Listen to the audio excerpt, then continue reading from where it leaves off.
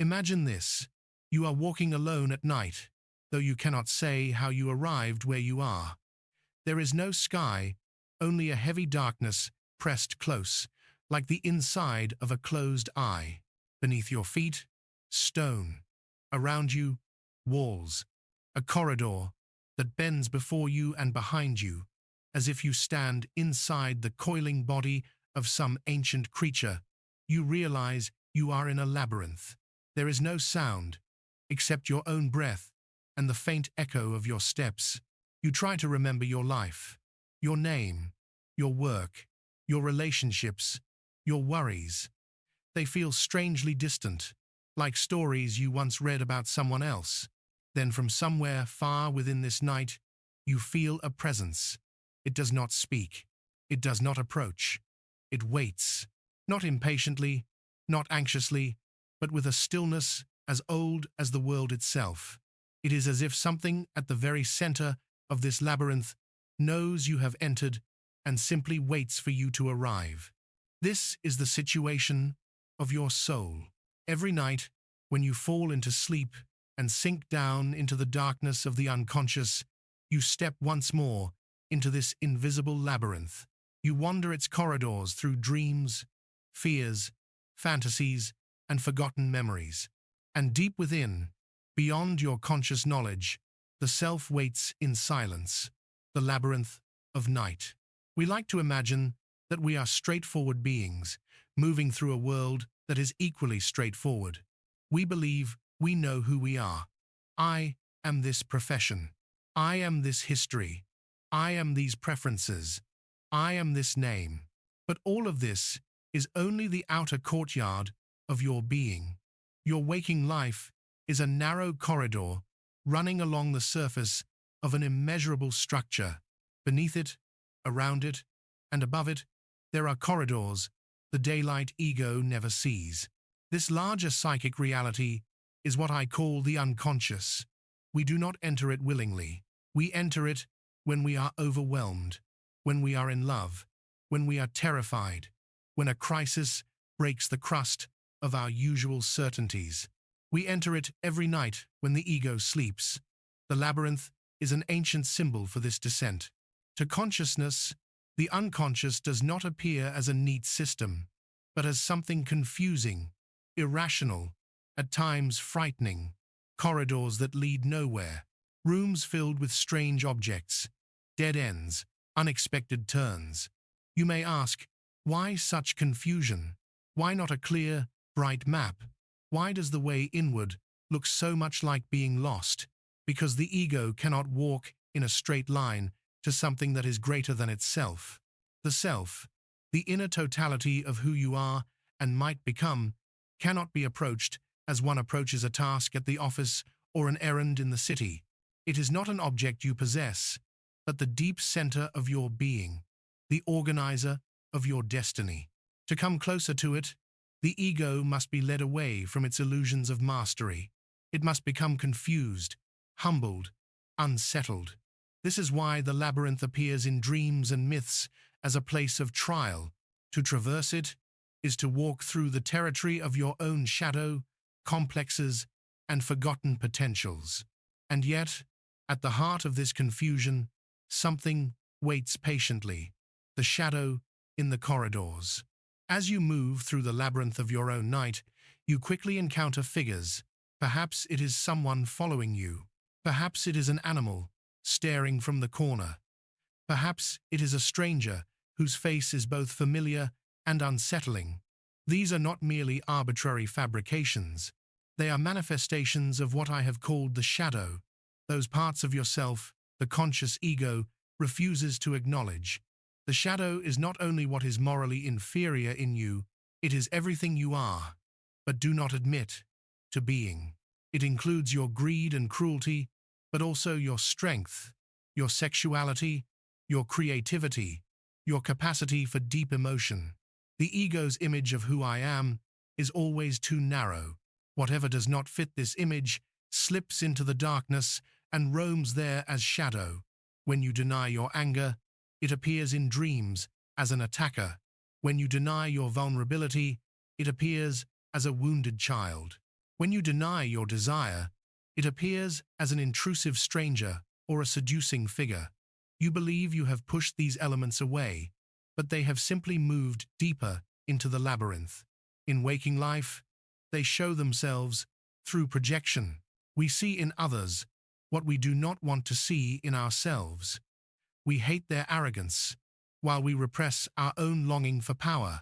We envy their freedom, while we deny our own wish to escape. The shadow approaches us masked as our neighbor, our colleague, our partner, our enemy. In dreams, however, the masks slip. The shadow stands closer to its true form. You may ask, why would I wish to meet such figures? Why should I walk deeper into corridors haunted by my own disowned qualities? Because the shadow, though dark, is alive. Every part of the personality that has been banished into the unconscious retains its energy. To keep it out of consciousness requires constant effort. What is rejected does not vanish. It gathers strength. It returns as symptom, compulsion, mood, or uncanny dream. The labyrinth of night offers you a strange gift. It shows you what you have lost from yourself. When you turn toward the shadow figures instead of fleeing them, when you ask, "What in me is like this?" you begin to reclaim your own substance. You become less dependent on blaming others, less easily possessed by sudden outbursts you cannot explain. You begin to suspect that the frightening corridors of the labyrinth conceal a hidden treasure, the fullness of what you are, the collective depths. But the labyrinth is not made only of your personal history. As you move deeper, you may find images that seem older than you, scenes that you have never consciously experienced yet somehow recognize. You may dream of ancient cities, primordial forests, gods and goddesses, demons, heroes, rituals, animals that seem to speak with a wisdom beyond human speech. These are not merely borrowed decorations from books and films. They arise from what I have named the collective unconscious, the layer of the psyche that is not individual but shared, as the sea is shared by all who sail upon it. In this deep region live the archetypes, primordial patterns of experience and behavior. You know the mother, whether or not you had a mother who nourished you. You know the hero, whether or not you admire heroes in your waking life. You know the trickster, the wise old man, the child, the great beast, the terrible father. Individuals die, cultures change, but these figures continue to appear in dreams and myths across all ages. In the labyrinth of night, you sometimes encounter them directly. A dream may bring you a gracious woman who leads you out of danger. She is more than a personal memory. She bears the signature of the Great Mother, the inner principle of nurturance, protection, and renewal. Or a dream may show you a monstrous figure blocking the path, a dragon or a monster, bearing the qualities of all that threatens to devour you. This is not just a random nightmare. It is the archetypal guardian who stands at the threshold of transformation. The ego, confronted with these images, often reacts with fear or contempt. It is only a dream. It is meaningless. It is ridiculous. But the soul recognizes them. It trembles, not because they are unreal, but because they are too deeply real. In your private labyrinth you are walking, not only through your own biography, but through corridors carved by the entire human experience. Your personal struggle is one small fragment of a universal drama. You are not merely you are also the place where humanity itself is trying to become conscious. The self, the central archetype of wholeness, waits at this intersection between the personal and the collective. It is not just your private inner guide, like a helpful advisor. It is the organizing center of the psyche, the pattern that seeks to bring all opposites within you into a living relation. And yet, it will not force itself upon you. It waits. The anima, the animus, and the inner other. One of the most mysterious figures you encounter in the labyrinth of night is the inner other, the figure who appears as the opposite of your conscious gender identity. In a man, this inner other appears as the anima, a feminine figure who may be alluring, terrifying, wise, or deceitful. In a woman, the inner other appears as the animus, a masculine presence who may be a tyrant, a teacher, a wanderer, a crowd of authoritative voices. These figures are not mere fantasies of romance or power. They embody the soul's own contrasexual potential, the part of you that lives in the opposite mode of being from your conscious identity. The man who prides himself on being rational, efficient, and controlled may dream of a wild, emotional, enchanting woman who upends his plans and leads him into unknown territory. He tries to dismiss her as irrational, yet he cannot forget her. The woman who strives to be kind, accommodating, and relational may dream of a hard, dogmatic, or brutal male figure who commands, criticizes, or destroys. She rejects him, but secretly feels his judgments. If you meet these figures only in projection, you will seek them endlessly in outer relationships. You will fall in love not with real persons, but with your own anima or animus mirrored in them. You will fight with partners who carry your disowned inner other, blaming them for qualities that are in fact seeking consciousness within you. But in the labyrinth of night, these figures reveal themselves in their true nature. The anima in a man is the bridge to the unconscious. She is the inner door to feeling, imagination, intuition, and relatedness. If she is neglected or despised, she becomes vindictive. She sabotages his moods, throws him into irrational depression or infatuation. When recognized and integrated, she becomes a guide, a bearer of meaning and inner life. The animus in a woman is the inner principle of logos, of word, form, and direction. When unconscious, he appears as a chorus of negative opinions, a harsh, uncompromising critic who tells her what is and is not possible. When integrated, he becomes the inner voice that can articulate, decide, and act with strength. In dreams, these figures often stand at crossings, doors, rivers, thresholds that mark the passage to a new stage of consciousness. They may give you a key, a word, a warning. They may wound you, abandon you, or save you. To meet the anima or animus is to discover that you are not a simple unity, but a dialogue. You are both masculine and feminine, active and receptive, hard and soft, structured and fluid. The self waits precisely in the tension between these opposites. The tension of opposites. The labyrinth is not a straight tunnel. It twists because you are a conflict. You wish to be strong, and yet you fear being hard.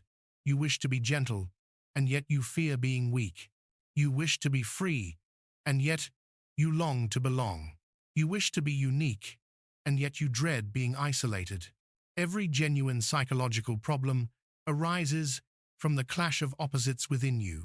The ego longs to escape this tension by choosing one side and suppressing the other. It wants clarity, simplicity, an unambiguous identity. I am this, not that. But the psyche refuses this mutilation. When you choose only light and deny darkness, the darkness grows in secret. When you idolize reason and exile feeling, feeling returns as hysteria or numbness. When you cling only to order and deny chaos, chaos bursts forth in destructive ways. Individuation, the process by which you become who you are, is not achieved by eliminating one pole of a pair of opposites, but by holding them both and allowing a third thing to emerge. This third thing is not a compromise, not a weak middle. It is a new attitude, a deeper level of reality in which the opposites are seen as complementary aspects of a greater whole. Imagine a man who has always prided himself on self-control. He despises his own vulnerability, his tenderness, his need for others. Then something occurs, a love affair, a loss, an illness that breaks his control. He finds himself weeping, dependent, afraid. He hates this in himself. He feels humiliated.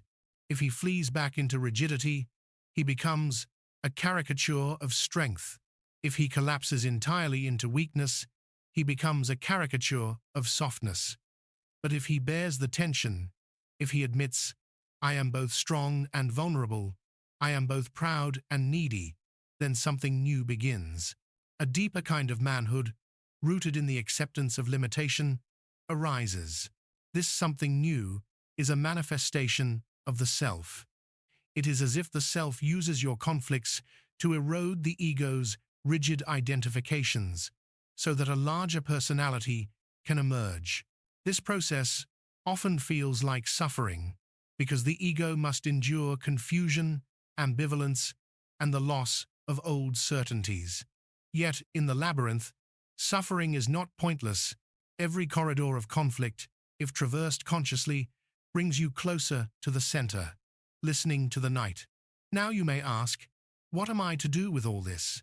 I dream, I suffer, I project, I encounter strange figures in my sleep and in my relationships.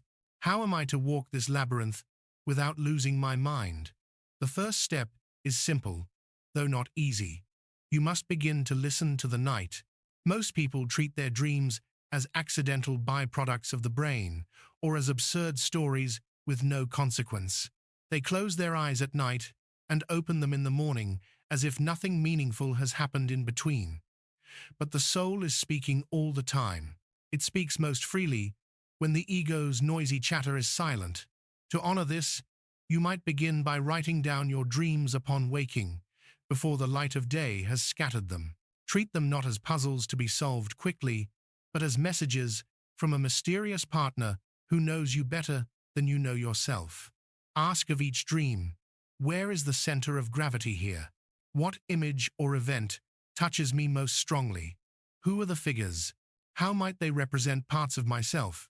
What emotions, which I do not feel in waking life, appear here? Approach the dream as you would approach a sacred text or the speech of a loved one who speaks in an unfamiliar language. You do not demand immediate clarity. You allow meaning to ripen. You can also enter into a kind of inner dialogue with the figures of your dreams. In a waking, reflective state, you may imagine speaking with the shadow figure, the anima or animus, the monster, the child. You may ask, who are you? What do you want from me? Then you listen to what arises within. This is not mere fantasy play.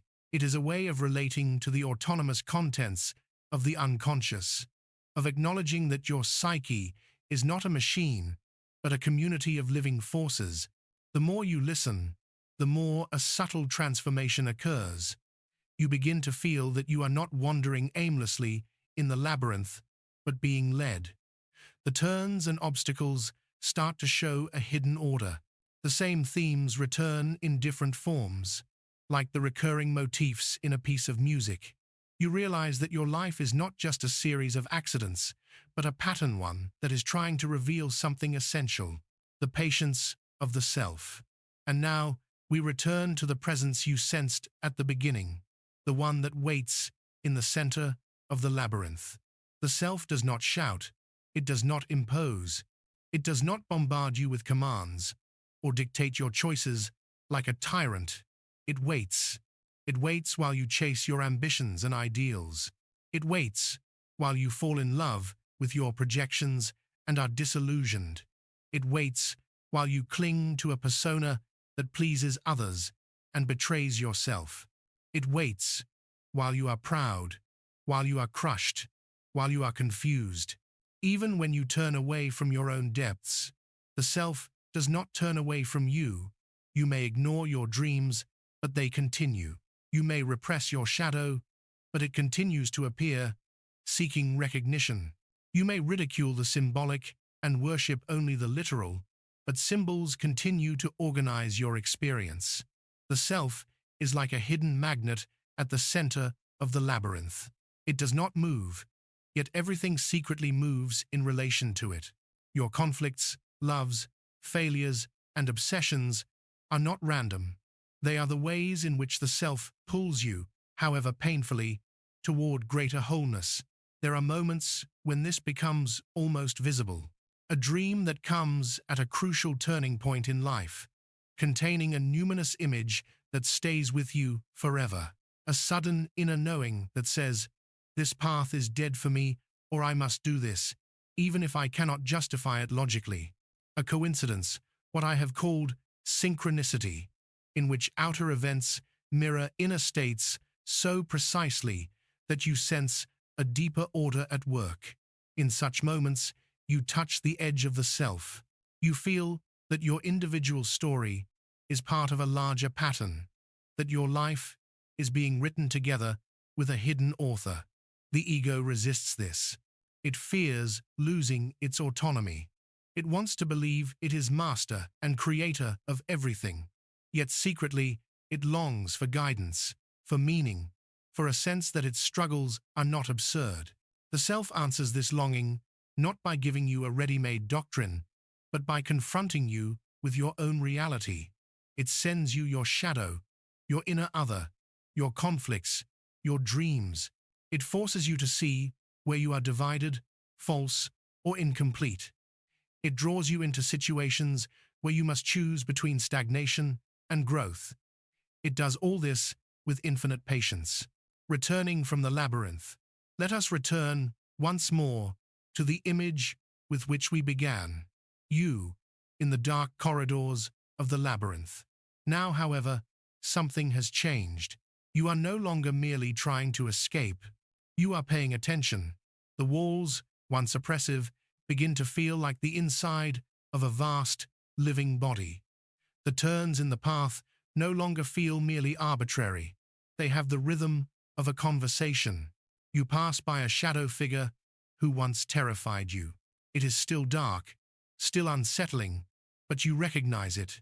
This is my anger, my envy, my hunger for power. You do not deny it, but you also do not let it govern you. It walks beside you, instead of chasing you from behind. You meet the anima or animus, no longer solely as a lover or enemy projected onto the outer world, but as a living presence within. You feel your own masculine and feminine qualities speaking to each other, arguing, embracing, weaving a more complex identity. You notice, in the distance, a faint light, not at the exit of the labyrinth, but at its center. You understand now that you are not meant to get out of the psyche, you are meant to go through it, to reach this inner center and live from there. The exit, if there is one, is not a flight from depth, but a return to the world with new eyes. At last, you come to a quiet chamber. There is no throne, no grand spectacle. There is only a still presence, like a flame that does not consume, or a pool in which the entire labyrinth is reflected. You realize that this presence has been with you from the beginning, but you did not know where to look. You sit, inwardly, before this flame. You remember your life, the things you thought were accomplishments, the things you called failures. You see now that many of them mattered less than you believed, and that other, quieter events, an honest admission, a painful dream, a moment of genuine remorse or unexpected tenderness, were turning points in a deeper story. You realize that the self has never demanded perfection from you. It has demanded truth, to acknowledge what you are, to accept the parts you have exiled, to endure the tension of opposites instead of escaping into one-sidedness, to listen to the messages of night instead of silencing them with noise. You do not dissolve into this inner center or lose your individuality.